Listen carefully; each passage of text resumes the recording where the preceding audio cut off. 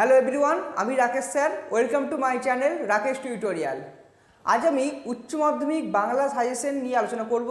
যারা 2022 সালে উচ্চ মাধ্যমিক পরীক্ষা দিচ্ছ তাদের জন্য এই সাজেশন তৈরি করেছি পুরোপুরি সংশোধিত সিলেবাস অনুসারে। তোমরা জানো যে কী কী চ্যাপ্টার বাদ পড়েছে এবং কী কী চ্যাপ্টার পরীক্ষায় রয়েছে। আমি এই ভিডিওয় আলোচনা করব কিভাবে খুবই শর্টকাটে সিলেবাস শেষ করা যায় এবং কিভাবে পরীক্ষায় বেশি নম্বর তোলা যায় এবং গুরুত্বপূর্ণ প্রশ্নগুলি আলোচনা করব। যারা আর্টস নিয়ে পড়ছো তারা ইতিমধ্যেই হিস্ট্রি, ফিলোসফি, পল সায়েন্স এবং এডুকেশন এই চারটি সাবজেক্টের আমি সাজেশন তৈরি করেছি। সেখান থেকে তোমরা লিখতে পারো। এই চারটি সাবজেক্ট বা অন্যান্য বেশ কয়েকটি আর্টসের সাবজেক্ট আছে যেগুলো দেখা যায় যে যা দিয়েছি কমন তার মধ্যে আসবে, ওর বাইরে আসার কোনো সম্ভাবনা নেই। কিন্তু বাংলার ক্ষেত্রে হয়তো ভাষা চ্যাপ্টার বা সাহিত্য চ্যাপ্টার যেগুলো আছে সেখান থেকে পুরো same to same pie to pie question আসবে, যা দেবো তাই আসবে। কিন্তু যখন তোমরা কোনো গদ্য, পদ্য বা নাটক বা আন্তর্জাতিক কবিতা যখন পড়বে তখন কিন্তু হয়তো পুরোপুরি হুবহু কোশ্চেন পাবে না। সেক্ষেত্রে তোমাদের বলে রাখি, আমি কিছু মেন কোশ্চেন দিয়েছি তার মধ্যেই আসবে, কিন্তু পুরো হুবহু কোশ্চেন নাও মিলতে পারে। সেক্ষেত্রে হয়তো ঠিক সেরকম টাইপের কোশ্চেন আসবে। যেমন কিছু কোশ্চেন, যেমন ধরো ভাত গল্পে উৎসবের চরিত্র বা ভাত গল্পে নামকরণ সার্থকতা, এগুলো হুবহু কোশ্চেন মিলে যায়। কিন্তু যখন কোনো বইয়ের লাইন থেকে কোশ্চেন দেবে তখন কিন্তু পুরো হুবহু অনেক সময় মেলে না। সেক্ষেত্রে বলে রাখি, তোমরা কিন্তু টেক্সট বইটিকে খুঁটিয়ে পড়ো। বাংলা যে তোমাদের উচ্চ মাধ্যমিক শিক্ষা সংসদ থেকে যে টেক্সট বইটা দেওয়া হয়েছে সেটা গদ্য, পদ্য, নাটক যাই আছে সেখান থেকে পুরো খুঁটিয়ে বইটা পড়ো। দুবার তিনবার করে রিডিং পড়ো। পড়ার পরে কোনো সহায়িকা বইয়ের সাহায্য নাও বা কোনো টিচারের সাহায্য নাও। যখন তোমরা কোনো গদ্য, পদ্য বা নাটক পড়বে, পড়ার পরে কিন্তু মিনিংগুলো বোঝার চেষ্টা করবে এবং ইম্পর্টেন্ট যে লাইনগুলো আছে সেগুলো দাগ দেবে এবং তারপরে তার বিষয়বস্তু যেটা সেখানে পড়বে।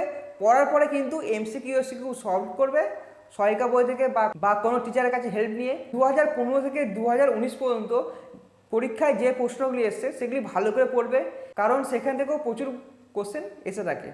তোমাদের উচ্চ মাধ্যমিকে 3টি গদ্য দেওয়া আছে, কে বাঁচায় কে বাঁচে, ভাত এবং ভারতবর্ষ। কে বাঁচায় কে বাঁচে এটি পরীক্ষা থেকে বাদ দেওয়া হয়েছে, মানে সংশোধিত সিলেবাস অনুসারে কে বাঁচায় কে বাঁচে বাদ দেওয়া হয়েছে, শুধু রয়েছে ভাত এবং ভারতবর্ষ। তাহলে ভাত এবং ভারতবর্ষ থেকে বড় প্রশ্ন দুটোই আসবে, দুটো জায়গা থেকে প্রশ্ন আসবে। সেক্ষেত্রে বললে কি তোমরা ভাত বা ভারতবর্ষ যে কোনো একটি গল্পের প্রশ্নের উত্তর ভালো করে আয়ত্ত করার চেষ্টা করো, হয় ভাত নাহলে ভারতবর্ষ। কবিতায় বাদ রয়েছে শিকার। শিকার ছাড়া যে 4টি কবিতা রয়েছে সেই 4টি কবিতা ভালো করে পড়ার চেষ্টা করো। এক্ষেত্রে তোমাদের বলে রাখি, কোনো চ্যাপ্টার থেকে শর্ট কোশ্চেন বাদ দেবে না। শর্ট কোশ্চেন, এমসিকিউ, এসিকিউ সব পড়তে হবে, কোনো বাদ নয়। এমসিকিউ, এসিকিউর কোনো সাজেশন হয় না। এরপরে রয়েছে নাটক, বিভাব এবং নানা রঙের দিন। বিভাব এবং নানা রঙের দিন এই দুটির মধ্যে প্রশ্ন অথবা থাকে, যে কোনো একটি নাটক ভালো করে আয়ত্ত করার চেষ্টা করো। এরপরে চলে আসছি আন্তর্জাতিক কবিতা ও ভারতীয় গল্প। ভারতীয় গল্প হচ্ছে অলৌকিক এবং আন্তর্জাতিক কবিতা হচ্ছে পড়তে জানে এমন এক মজুরি প্রশ্ন। এক্ষেত্রে বলে রাখি, যে কোনো একটি হয় অলৌকিক নাহলে পড়তে জানে এমন এক মজুরি প্রশ্ন, এই দুটির মধ্যে যে কোনো একটি ভালো করে করার চেষ্টা করো। আমি তোমাদের সাজেস্ট করছি অলৌকিক পড়ার জন্য, কারণ অলৌকিক থেকে খুব ইজি কোশ্চেন আসে। আমার বাংলা থেকে কোনো এমসিকিউ, এসিকিউ আসে না। এর ফলে তোমরা শুধু বড় প্রশ্নই পড়বে এবং যা সাজেশন দিই তার মধ্যে কিছুটা আসার সম্ভাবনা রয়েছে। পুরোপুরি কোশ্চেন হুবহু একই আসবে না, বাট কিছু কিছু মিল থাকতে পারে। সেক্ষেত্রে বইয়ের লাইন তোমাদের তুলে দেওয়া হয়। ভাষা এবং সাহিত্য থেকেও কিছু বেশ ইম্পর্টেন্ট কোশ্চেন দিয়েছি, আর কি কি বাদ রয়েছে সেগুলো আমি আলোচনা করছি। ভিডিওটি ভালো লাগলে অতি অবশ্যই লাইক করো, কমেন্ট করো এবং যদি কোনো ডাউট থাকে তোমরা কমেন্ট বক্সে জানাও এবং নেক্সট আমি কী টপিক নিয়ে আলোচনা করব সেটাও তোমরা জানাও। যদি ভালো লাগে অতি অবশ্যই বন্ধুদের মধ্যে প্রচুর পরিমাণে শেয়ার করো এবং চ্যানেলে যদি নতুন হয়ে থাকো তাহলে সাবস্ক্রাইব করো একটা। তাহলে চলো শুরু করা যাক আজকের আলোচনা। উচ্চ মাধ্যমিক 2022 বাংলা সাজেশন সংশোধিত সিলেবাস অনুসারে। তোমাদের সংশোধিত সিলেবাসে ভাত ও ভারতবর্ষ এই দুটি গল্প রয়েছে। কে বাঁচায় কে বাঁচে এই গল্পটি তোমাদের সিলেবাস থেকে বাদ দেওয়া হয়েছে। ভাত গল্প তুলনামূলকভাবে একটু বড়, তাই কোশ্চেনের সংখ্যা একটু বেশি হবে। ফার্স্ট যে কোশ্চেন দেখো, ভাত গল্পের নামকরণের সার্থকতা লেখো। 2, ভাত গল্প অনুসরণে উৎসব নায়ার চরিত্র আলোচনা করো। 3, আসল বাধাটার খোঁজ করা হয় না উৎসবের, বাদা কি উৎসব কি আসল বাদাতির খোঁজ পেয়েছিল তা ভাত গল্প অনুসরণে লেখো। দাঁতগুলো বের করে যে কামটের মতোই হিংস্র ভঙ্গি করে, কে কার প্রতি এরূপ আচরণ করেছিল, এরূপ আচরণের কারণ কি? নেক্সট কোশ্চেন ভাত গল্প থেকে। ভাত গল্প অনুসরণে দুর্যোগপূর্ণ রাতের বর্ণনা দাও। 6 ভাত গল্পে বড় পিসিমার চরিত্রের পরিচয় দাও। 7 ফুটন ফুটন্ত ভাতের গন্ধ তাকে বড় উতলা করে। ফুটন্ত ভাতের গন্ধ কাকে কীভাবে উতলা করে? ভারতবর্ষ থেকে যে প্রশ্নগুলি খুব ইম্পর্টেন্ট, ভারতবর্ষ গল্পের নামকরণের সার্থকতা লেখো। 2 ভারতবর্ষ গল্পানুসারে বাজারের বর্ণনা দাও। 3 শেষ রোদের আলোয় সে দূরের দিকে ক্রমশ আবছা হয়ে গেল, কার কথা বলা হয়েছে, সে ক্রমশ আবছা হয়ে গেল কেন? 4 হঠাৎ বিকেলে এক অদ্ভুত দৃশ্য দেখা গেল, অদ্ভুত দৃশ্যটি কি, দৃশ্যের বর্ণনা দাও। 5 তারপরে দেখা গেল এক অদ্ভুত দৃশ্য, দৃশ্যটি অদ্ভুত কেন? 4, 5 প্রায় সিমিলার কোশ্চেন মনে হলেও 4 নম্বর কোশ্চেন 5 নম্বরের কোশ্চেনে কিন্তু পুরোপুরি আলাদা। 4 নম্বরের সঙ্গে 5 নম্বরের কোনো মিল নেই। 6 বচসা বেড়ে গেল, কাদের মধ্যে বচসা বাড়ে এবং এর পরিণাম কি হয়? তোমরা মোটামুটি এখান থেকেই কোশ্চেন কমন পেয়ে যাবে। পুরোপুরি কোশ্চেন হয়তো হুবহু একই হবে না, কিন্তু অনেকটাই মিল পাবে। আর ভাত আর ভারতবর্ষ এই দুটি গল্প থেকে যে কোনো একটি গল্প খুব ভালো করে পড়ো এবং পড়ার পরে কোশ্চেনগুলি মুখস্থ করার চেষ্টা করো। যদি মনে করো ভারতবর্ষ দুটোই তোমাদের জন্য অনেক কোশ্চেন হয়ে যাচ্ছে, পড়তে অসুবিধা হচ্ছে, তাহলে আমি সাজেস্ট করব তোমরা ভারতবর্ষ গল্পটি ভালো করে পড়ো এবং এখান থেকে বড় প্রশ্ন করার চেষ্টা করো। শর্ট কোশ্চেনের জন্য কোনো সাজেশন হবে না, কিন্তু বেশ এর পরের ভিডিওই আমি শর্ট কোশ্চেন দেবো, এমসিকিউ এসিকিউ দেবো, সেখান থেকে পুরোপুরি না এলেও কিছুটা হলেও আসার চান্স আছে। আর শর্ট কোশ্চেনের জন্য তোমরা ভালো করে টেক্সট বইটা খুঁটিয়ে পড়বে। এবার আমি কবিতা নিয়ে আলোচনা করব। তোমাদের পাঠ্যপুস্তকে যে 5টি কবিতা দেওয়া আছে তার মধ্যে শিকার বাদ হয়েছে আর মহুয়ার দেশ রয়েছে। মহুয়ার দেশ যদি ইম্পর্টেন্ট নয়, কিন্তু দুটি কোশ্চেন আমি খুব ইম্পর্টেন্ট বলে মনে করি, তো এই দুটি কোশ্চেনই তোমার জন্য দিয়েছি। দেখো মহুয়ার দেশ থেকে যে দুটি কোশ্চেন, অনেক অনেক দূরে আছে মেঘ মদির মহুয়ার দেশ, কবি কীভাবে মহুয়ার দেশের বর্ণনা দিয়েছেন তা আলোচনা করো। 2 ঘুমহীন তাদের চোখে হানা দেয় কিসের ক্লান্ত দুঃস্বপ্ন, মন্তব্যটির প্রেক্ষাপট আলোচনা করো। এই দুটি প্রশ্ন পড়লেই, যদি বাই চান্স পরীক্ষায় আসে মহুয়ার দেশ থেকে, তাহলে এই দুটির মধ্যেই আসবে। এরপরে আমি আলোচনা করব রূপনারায়ণের কুলে, খুব ইম্পর্টেন্ট এই বছরের জন্য। রূপনারায়ণের কুলে খুব ইম্পর্টেন্ট, এখান থেকে আসার সম্ভাবনা খুবই বেশি আছে, মানে 90% ধরে নাও এখানে আসবেই। রক্তের অক্ষরে দেখিলাম আপনার রূপ, উক্তিটির তাৎপর্য বিশ্লেষণ করো। 2 আমৃত্যু দুঃখের তপস্যা এই জীবন, উক্তিটির তাৎপর্য বিশ্লেষণ করো। 3 সত্য যে কঠিন, কবি এই উপলব্ধিতে কীভাবে উপনীত হয়েছেন তা আলোচনা করো, খুব ইম্পর্টেন্ট। 4 রূপনারায়ণের কুলে জেগে উঠিলাম, এই জেগে ওঠার তাৎপর্য লেখো। এই 4টে কোশ্চেন দেখো মোটামুটি রূপনারায়ণের কুলে থেকে পড়লে বিষয়, যদি কোশ্চেন বুঝতে না পারো, একান্তই যদি বুঝতে না পারো, তাহলে তোমরা সারমর্ম যেটা আছে বা বিষয়বস্তু সেটা লিখে চলে আসবে, বাই চান্স যদি কোশ্চেন কমন না পাও বা বুঝতে না পারো। এরপরে আমি দেখি থেকে দেখো, আমি দেখি কবিতার নামকরণের সার্থকতা বিচার করো। 2 আরোগ্যের জন্য ওই সবুজের ভীষণ দরকার, ওই সবুজ বলতে কবি কি বুঝিয়েছেন, সেই সবুজকে পাওয়ার জন্য কবি কি করতে বলেছেন, বা ওই সবুজের ভীষণ দরকার কেন, একই কোশ্চেন। তো আমি দেখি দেখো প্রায় ধরতে গেলে যদি কোশ্চেন বুঝতে না পারো, তাহলে সেক্ষেত্রে তোমরা বিষয়বস্তু লিখে চলে আসবে। আর আমি দেখি আর রূপনারায়ণের কুলে এই দুটি কবিতা খুবই ইম্পর্টেন্ট। আর কন্দনলতা জননী থেকে আমি কোনো কোশ্চেন দিইনি, কেন অনেকে ওটা চাপ হয়ে যাবে, তাই জন্য আমি দেখি আর রূপনারায়ণের কুলে এই দুটি কবিতাকে বেশি জোর দিচ্ছি। আর বাই চান্স যদি মহুয়ার দেশ থেকে কোশ্চেন আসে, তখন ওই দুটি প্রশ্ন তোমরা মুখস্থ করবে।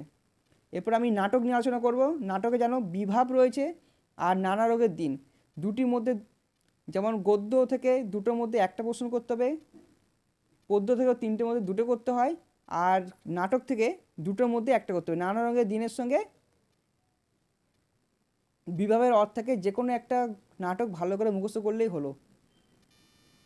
প্রথমে আমি নানা রঙের দিন থেকে আলোচনা করব। 1 যারা বলে নাট্যাভিনয় একটি পবিত্র শিল্প, তারা সব গাধা গাধা, ব্যাখ্যা করো। 2 কালীনাথ সেনের চরিত্র অঙ্কন করো বা চরিত্রের পরিচয় দাও, একই কোশ্চেন। 3 আমাদের দিন ফুরিয়েছে এই উক্তিটি করেন কে, উক্তিটির কারণ কি। 4 রজনীবাবুর চরিত্রের পরিচয় দাও। 5 শিল্পকে যে মানুষ ভালোবেসেছে তার বার্ধক্য নেই কালীনাথ, তাৎপর্য লেখো। এর সঙ্গে আরেকটা কোশ্চেন অর্ড করবে, সেটা হলো নারঙ্গের দিন যে নাটকটি আছে তার নামকরণের তাৎপর্য। বিভাব থেকে যে প্রশ্নগুলো ইম্পর্টেন্ট দেখো, নাটকের নাম হওয়া উচিত অভাব নাটক, কেন তা বিশ্লেষণ করো, বা নামকরণ অনেকটাই একই। তাই 2 নম্বর, তাই অনেক ভেবেচিন্তে আমরা একটা প্যাঁচ বের করেছি, কে কোন প্রসঙ্গে মন্তব্যটি করেছেন তা আলোচনা করো। 3 বুদ্ধিটা কি করে এলো তা বলি, কোন বুদ্ধির কথা বলা হয়েছে এবং কেন বলা হয়েছে তা ব্যাখ্যা করো। 4 তাই অনেক ভেবেচিন্তে আমরা একটা প্যাঁচ বের করেছি, সরি একই কোশ্চেন লেখা হয়ে গেল।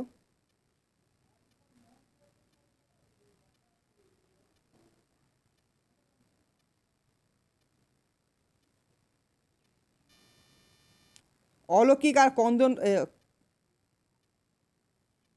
অলৌকিক ও পড়তে জানে এমন এক মজুরি প্রশ্ন, এই দুটির মধ্যে অর্থ থাকে। তোমরা অলৌকিকের উপর বেশি করে জোর দাও, কারণ অলৌকিক খুবই ইজি। ফার্স্ট কোশ্চেন, গল্পটা মনে পড়লে হাসি পেত, কোন গল্পের কথা বলা হয়েছে? গল্পটা মনে পড়লে হাসি পেত কেন? 2 আমার চোখে জল, বক্তার চোখে কখন জল আসে তা কাহিনী অনুসরণে লেখো। 3 গল্পটা শুনতে বেশ ভালো লাগছিল, গল্পটির বর্ণনা দাও। এই 3টি কোশ্চেন করলে আশা করি তোমরা পেয়ে যাবে। আর অলৌকিক থেকে আরও 3টি কোশ্চেন এক্সট্রা করে রাখবে। গল্পটা বার কয়েক গুরুদ্বারও শুনেছি, কে শুনেছে, গল্পটা কি? 2 নম্বর, অলৌকিক গল্পের নামকরণের সার্থকতা লেখো। আর 3 নম্বর কোশ্চেন হচ্ছে, পাঞ্জে সাহেবে পৌঁছে এক আশ্চর্য ঘটনার কথা জানতে পারি, ঘটনাটির বর্ণনা দাও। এরপর চলে আসি আমার বাংলা থেকে। আমার বাংলা থেকে যে কোশ্চেনগুলি ইম্পর্টেন্ট তার মধ্যে তোমাদের কলের কলকাতা বাদ রয়েছে। কলের কলকাতা ছাড়া যে কোশ্চেনগুলি দেবো, প্রথমে দেবো, আলোচনা করব গারো পাহাড়ের নিচে। ফার্স্ট কোশ্চেন দেখো, গারো পাহাড়ের নিচে যারা বাস করে তাদের পরিচয় দাও। 2 হাজং শব্দের অর্থ কী, হাজংদের পরিচয় দাও। 3 হাতি বেকার আইন কি, তার চলছিল, তা কি আর চলছিল মানে চলেনি, তার উত্তরের পক্ষে যুক্তি দিতে হবে। 4 প্রজারা বিদ্রোহী হয়ে ওঠে কেন? এরপরে আলোচনা করব ছাতির বদলে হাতি। 2টো কোশ্চেন দিয়েছি। এদিকে আর এরকম প্রথা আছে, নানকার প্রথা। নানকার প্রথা কি, আর নানকার প্রজাদের পূর্ববর্তী ও পরবর্তী জীবনের পরিচয় দাও। 2 চেংবানকে তার বুদ্ধির পরিচয় দাও। নেক্সট আমি আলোচনা করব সাহিত্য নিয়ে। তোমাদের বাংলা গানের ধারা বাদ রয়েছে, তো বাংলা গানের ধারা বাদ রয়েছে, তো বাদ বাকি রইল চলচ্চিত্র, চিত্রকলা এবং বিজ্ঞান চর্চা, এবং তার সাথে রয়েছে খেলাধুলা। খেলাধুলা থেকে শুধুমাত্র একটাই কোশ্চেন দেবো, ভারতীয় যে দাবা রয়েছে, দাবা খেলায় বাঙালিদের অবদান, শুধু ওটাই মুখস্থ করবে। আর তাছাড়া চলচ্চিত্র, চিত্রকলা আর বিজ্ঞান চর্চা থেকে 3টে যদি করো, দুখানা কোশ্চেন তোমরা কমন পেয়ে যাবে। চলচ্চিত্র থেকে দেখো তোমরা মৃণাল সেন, ঋত্বিক ঘটক, নিউ থিয়েটার্স, তপন সিংহ, সত্যজিৎ রায়। চিত্রকলা থেকে যামিনী রায়, নন্দলাল বসু, রামকিঙ্কর বেজ, অবনীন্দ্রনাথ ঠাকুর, বিনোদ বিহারী মুখোপাধ্যায়। বিজ্ঞান চর্চা থেকে কাদম্বিনী বসু, নীলরতন সরকার, মেঘনাথ সাহা। এই কটা কোশ্চেন করবে তোমরা।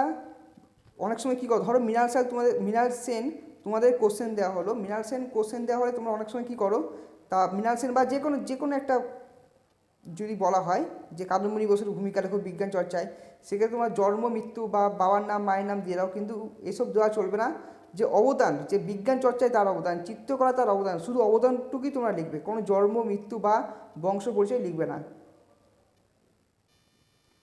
ভাষা থেকে তোমরা 5টি কোশ্চেন করলেই 1টি কোশ্চেন কমন পেয়ে যাবে।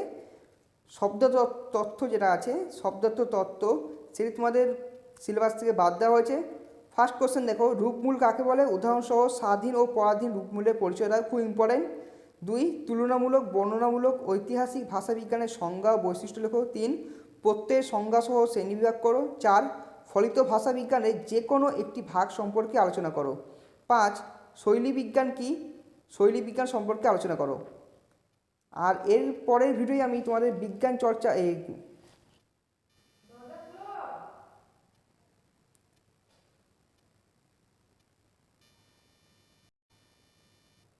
এর পরের ভিডিওয় তোমাদের আমি যে রচনা কী কী আসতে পারে সেটা আলোচনা করব।